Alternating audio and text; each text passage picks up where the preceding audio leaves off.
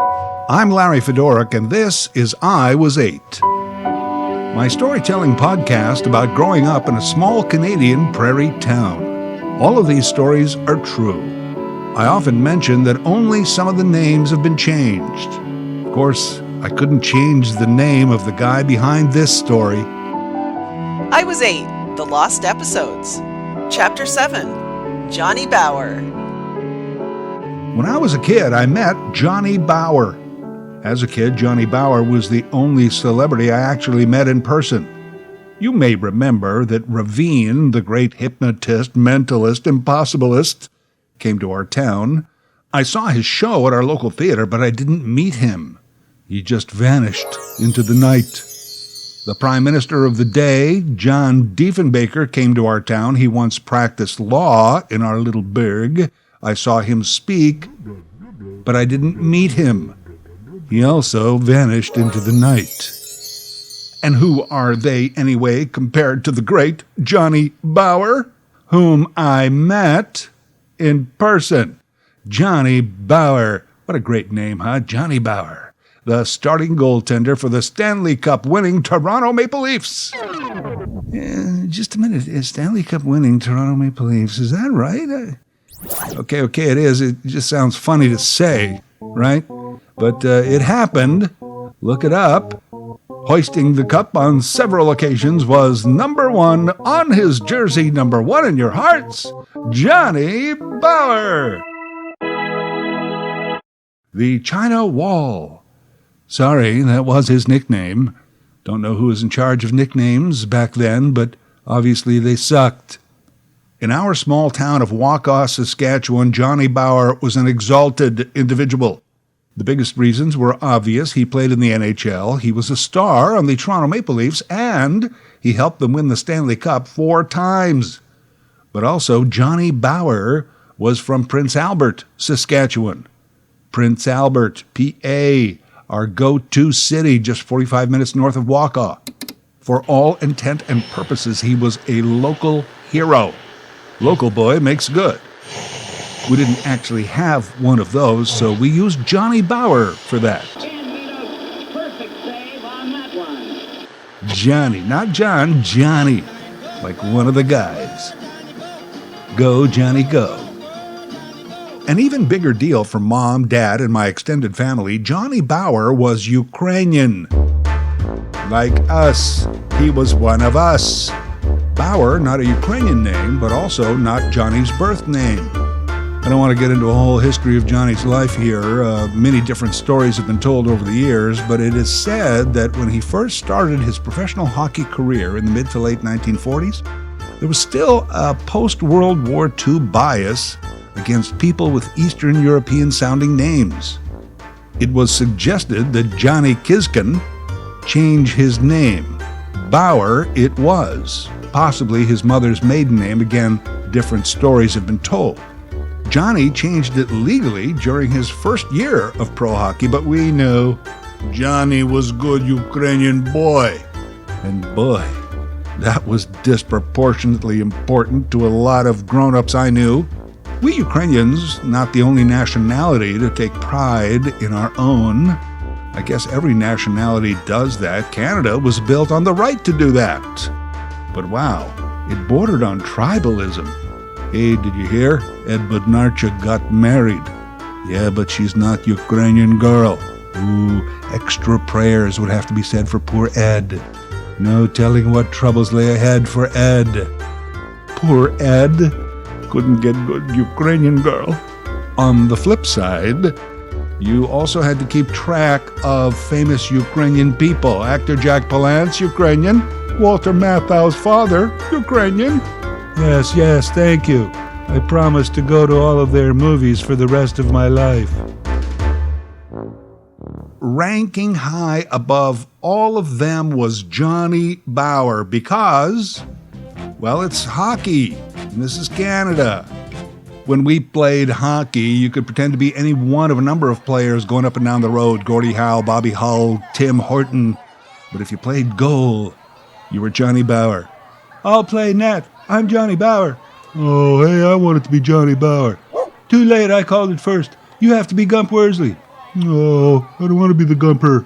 I want to be the China Wall. Too bad you're the Gumper. Johnny Bauer taught himself hockey on frozen ponds and outdoor schoolyard rinks in 40 below Saskatchewan winters. They couldn't afford to buy him a stick, so his dad carved one out of a tree. He used magazines and Sears catalogs as hockey pads, just like we did sometimes, held on to our shins by rubber rings. And if you've ever seen any of the classic NHL hockey footage, once he made it into the big leagues, the equipment didn't look any more protective than those catalogs. Plus, Johnny Bauer was the best at stopping pucks with his head. No helmet, no mask. Those came later. There's great footage of Johnny taking a puck to the face, grabbing his face in agony with his glove for like 2 seconds before getting right back into the play and making 3 more saves. That's your hockey right there. Looking at his facial hockey scars, his father once asked Johnny, "Don't you know how to duck?" Johnny's answer was, "Well, I'm learning to." Waukau had a hockey team, the Warriors, as I recall, minor league hockey, don't remember the exact level. I know they mostly played other towns around us. The kids on the team were older. Organized hockey was for the older kids. I didn't skate. My amazing hockey skills were confined to the street. Since we were the biggest town in the area, the bustling metropolis of 1,000 people, we hosted the annual area hockey banquet that took place post-hockey season, late spring, early summer, at the Waukau Recreation Center. The town had recently completed construction on the Recreation Center, a comparatively modern-looking large building with a main big room that could also double as a gymnasium. There was a few meeting and utility rooms, full basement with kitchen, and on the side, a curling rink with 2 sheets of ice. Luxurious. One would think they would have dedicated this new community hub, named it, I don't know, the John G. Diefenbaker Recreational Complex, the Lawrence J. Fedoruk Fun Zone, but they didn't, so we just called it the Rec Center.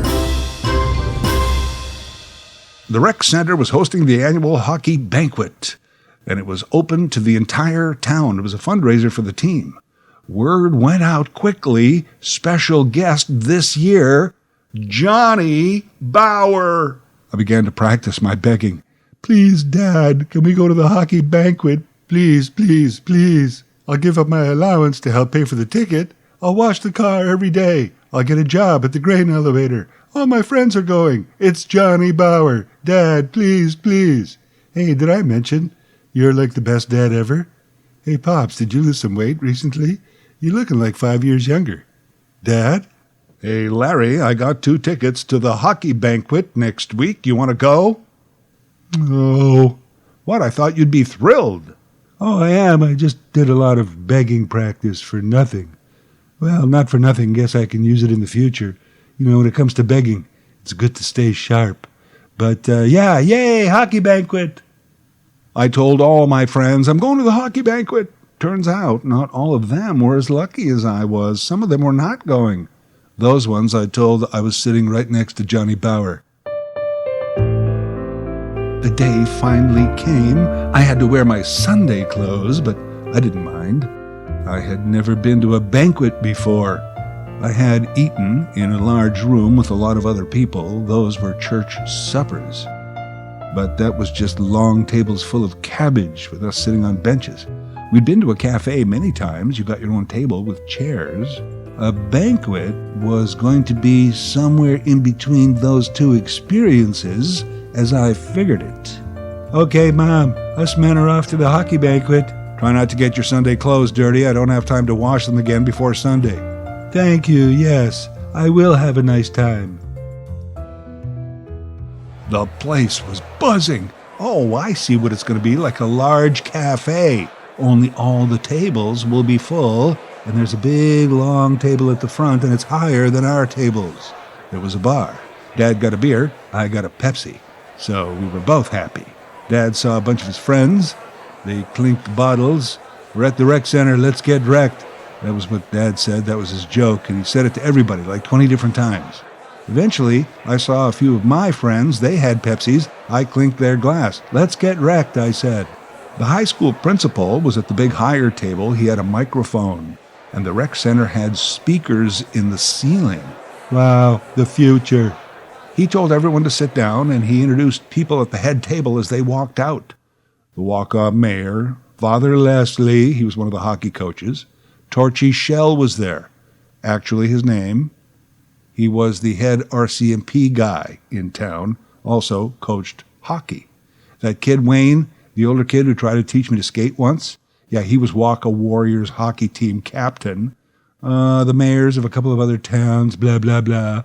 And our guest of honor for the evening, Toronto Maple Leafs Stanley Cup champion #1, Johnny Bower. We all cheered.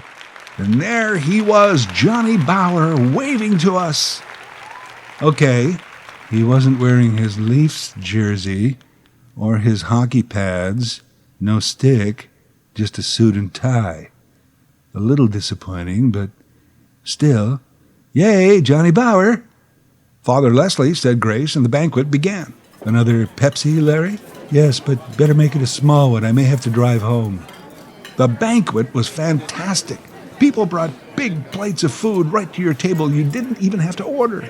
The food was absolutely 100% cabbage-free. And at the end, there was cake. Then a bunch of the older kids from the hockey team got trophies and stuff. And a few people gave some speeches. And then it was Johnny's turn. Johnny Bower gave a speech. And I don't remember all of what he said, but at one point, he told all the young kids that they could make the NHL, but that they would have to work like hell. We all cheered again. Johnny Bower swore. Johnny Bower said hell right in front of Father Leslie. Yay, Johnny Bower. At the end of it all, the kids lined up to get an autograph from Johnny Bower. Inexplicably, I had an autograph book. Not sure why. Who was I going to run into in the middle of Saskatchewan that was autograph-worthy? But I had this book, and I brought it. And I was too scared to line up by myself, so Dad stood with me. He had a beer to finish anyway. Finally, it was my turn. And what's your name, young fella? I forget.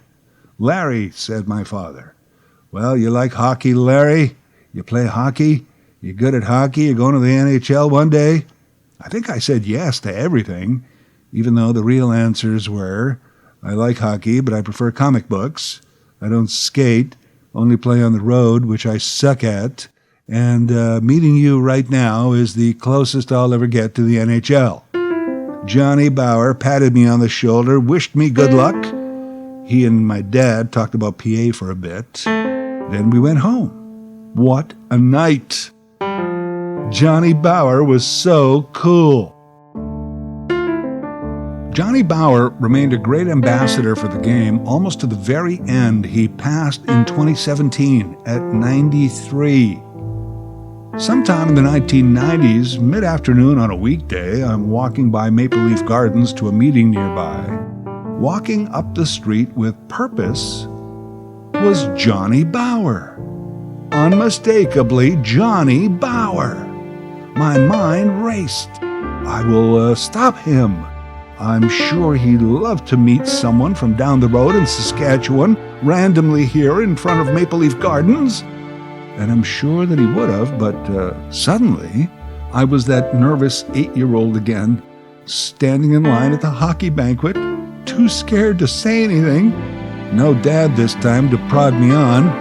I did manage to wave and shout, "Hey, Mr. Bower," as he walked by.